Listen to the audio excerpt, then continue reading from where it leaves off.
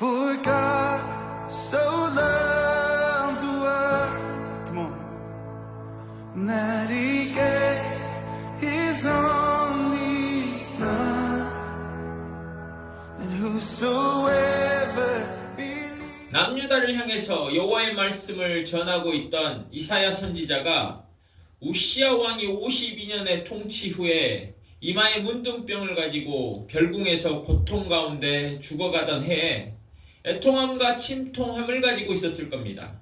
그때에 여호와께서 환상을 통해서 이사야 선지자에게 다시 소명하시는 내용입니다. 어떤 환상을 보았냐면 주께서 높이 들린 보좌에 앉으셨는데 그 주의 옷자락이 성전 가득 채우는 환상이었습니다. 그리고 그 옆에는 주의 보좌를 지키는 스랍들이 6날개로, 2날개로는 눈을 가리고 2날개로는 발을 가리고 2날개로 날면서 거룩 거룩 거룩하다라고 찬양을 하니까 그 찬양 소리에 환상 중에 있던 성전의 문지방이 지진이 난 것처럼 요동을 치기 시작해요. 그리고 그 성전 가득 연기로 충만하게 됩니다. 이 환상을 보고 이사야 선지자가 무엇을 느끼게 되냐면, 망하게 되었도다. 나는 입술이 부정한 자요, 입술이 부정한 백성들 가운데 거주하는 죄인일 뿐이라는 것을 깨닫게 됩니다. 지금 성전 안에 여호와의 거룩함이 가득 찼잖아요. 그 여호와의 임재 가운데 이 이사야 선지자가 느끼게 된 것은 여호와의 거룩함입니다. 지금 성전의 환상에서 연기가 충만했다고 하는데, 여러분, 연기는 밀도가 얼마나 높습니까? 얼마나 촘촘합니까? 어느 곳은 없고 어느 곳은 있습니까? 아니죠. 아예 그 공간을 가득 채우잖아요, 연기가. 마찬가지로 지금 여호와의 거룩함이 이 환상 가운데 나타난 성전 가득 촘촘한 밀도가 너무 높은 것으로 온 몸이, 온 마음이, 온 영이 깨닫게 된 거예요. 그 거룩함 앞에서 이사야 선지자가 자신이 얼마나 죄인임을 깨닫게 되면서 좌절하겠죠. 애통해하고 침통해하는 마음이 배가 되었겠죠. 그때에 스랍 중에 하나가 성전 환상 가운데 있던 숯불 하나를 집게로 집어가지고 이사야 선지자에게 쓱 날라옵니다. 스랍은 히브리어 원어로는 사라프라고 하는 태우다라는 의미를 가지고 있어요. 그 숯불을 가지고 와서 이사야 선지자의 입술에 딱 댄단 말이에요. 그러면서 뭐라고 하냐면, 너의 악이 제하여졌고 너의 죄가 사하여졌느니라 라고 말합니다. 그러니까 지금 이사야 선지자가 자신의 죄성을 입술을 통해서 이렇게 고백했는데 그 죄가 사해졌다고 숯불을 대면서 이야기해요. 즉 태워버렸다는 거죠. 죄를 소멸시켜버렸어요. 엄청나게 고온으로 뭔가를 태우면 어떻게 됩니까? 그것은 흔적도 없이 사라져버려요. 소멸돼 버려요. 더 이상 존재하지 않게 돼요. 그것처럼 이사야 선지자가 죄인이라고 하나님의 거룩함 가운데 철저하게 자신이 죄인인 것을 깨달았을 때 그 죄를 하나님께서 그 스랍을 통해서 숯불로 대면서 완벽하게 그 죄를 소멸시켜 버리신 것이죠. 그리고 나서 오늘 8절에 내가 또 주의 목소리를 들으니 라는 내용이 나옵니다. 여러분, 한 가지 보셔야 될 것은 주님의 목소리가 있었어요. 주님의 목소리는 계속 아마 있었을 거예요.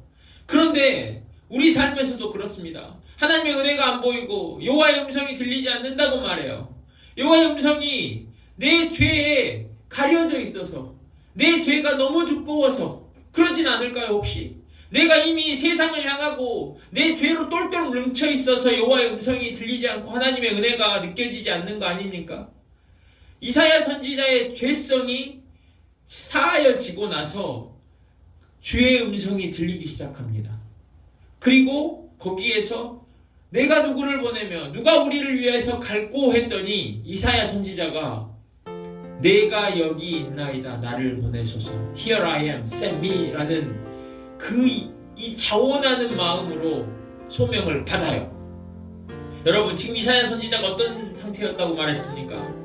우시야 왕이 죽던 해에 침통함과 애통함이 있었어요. 그리고 여호와의 임재 가운데 자신을 뭐라고 느꼈어요? 죄인이라고 느꼈어요. 나는 입술이 부정한 자다, 나는 망하게 되었다. 생각해 보십시오. 죄인이고 망하게 된 자가, 침통한 자가 여호와의 말씀을 받들어서 전했는데 우시야 왕이 그렇게 고난 가운데 죽어버렸어요. 고통 가운데 죽어버렸어요. 자신이 뭘 할 수 있다고 느낍니까? 죄인이 뭘 할 수 있다고 느낍니까? 죄인이 스스로 느낄 때 나는 유능해, 난 뭔가 할 수 있어 라고 느낍니까? 아니죠. 내가 죄인이라고 느낄 때는 내가 할 수 있는 게 없어요. 그냥 나 자신을 보면 무능할 뿐이에요. 죄인인 내가 무엇을 할 수 있겠어? 이사야 선지자가 바로 직전에 그렇게 느꼈습니다. 내가 죄인이어서 난 입술이 부정한 자인데 내가 무엇을 할 수 있겠어? 라고 느꼈을 거예요. 거기에 무슨 내가 여기 있나이다 나를 보내소서 라고 말할 수 있겠어요? 그렇게 말 못합니다.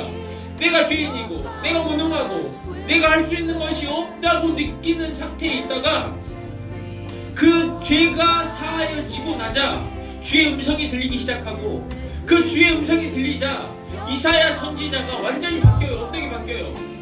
나는 죄인이고 나는 망하게 되었는데 내가 뭘 할 수 있겠어요가 아니라 내가 여기 있나이다 나를 보내소서예요. 여러분, 나를 보내시면 뭘 할 것이다, 어떻게 하실 겁니까, 어떤 능력을 주실 겁니까, 알기도 전에 묻기도 전에 그것과 관계없이 그런 조건과 관계없이 이사야 선지자가 죄가 사하여지고 나서 주의 음성이 들리니까 나는 죄인이고 망했다가 아니라 나는 이제 다시 소명을 받고 갈 수 있는 내가 여기 있나이다 나를 보내소서로 변하는 거예요. 여러분, 주님의 음성을 사모하십시오. 내 능력을 보고 판단하지 마시고 내가 얼마나 죄가 많은지를 보고 판단하지 마시고 주님께서 그 죄를 사하실 수 있고 주님의 음성을 통해서 우리가 다시 회복되고 우리가 다시 소명을 받을 수 있다는 것을 이사야 말씀을 통해서 보시고 그 주님의 음성을 사모하십시오.